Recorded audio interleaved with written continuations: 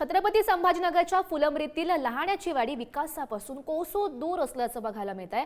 कारण गिरिजा नदीवर पूल नसल्यानं विद्यार्थ्यांचा थर्माकोलवर बसून जीवघेणा प्रवास सुरू आहे। आतापर्यंत अनेकांचे खरं तर या नदीमध्ये बळी सुद्धा गेल्याची अशी माहिती समोर येते आहे। पूल किंवा पर्यायी रस्ता उपलब्ध करून द्यावा अशी मागणी आता ग्रामस्थांकडून केली जाते। 25 ते 30 विद्यार्थी जिल्हा परिषद शाळेला शिकतात। त्यांना थर्मासच्या साहाय्याने ने-आण करण्याचं काम मी आज सध्या करतो। त्यांना दुसरा मार्ग नाही, त्यामुळे त्यांना इथनं नेऊन आणून सोडणं लागतं। त्या छोट्या छोट्या चिमुकल्यांचा जीव मुठीत धरून ते जातात येतात।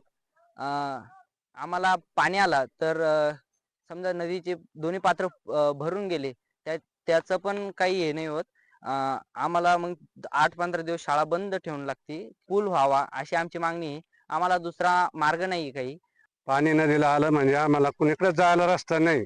पलीकडचा रोड आहे, पाल ते बाबरा रोड, तो बी असा आहे, तिकडे वाहन चालू शकत नाही। एकदा पाऊस पडला, नदीला पाणी आलं म्हणजे आम्ही असं होतो की समजा घरात बसल्यासारखं, आम्हाला कुठं जायला मार्ग नाही। आम्ही मग काय करतो, हे थर्मोकोलचा वापर करून आणि त्याच्यावर आम्ही ये जाय करतो। कारण त्याच्यावर अशी भीती आहे, हे एखादा समजा खाली पडला त्याचं जास्त भेव आहे। असं तीन जीव अशी जाईल आमची, हो। त्याच्यामुळे आम्ही थर्मोकोलचा वापर केला। आम्ही त्याच्यावरून भीती होऊन जाऊ शकत नाही। आता काय मागणी असणार?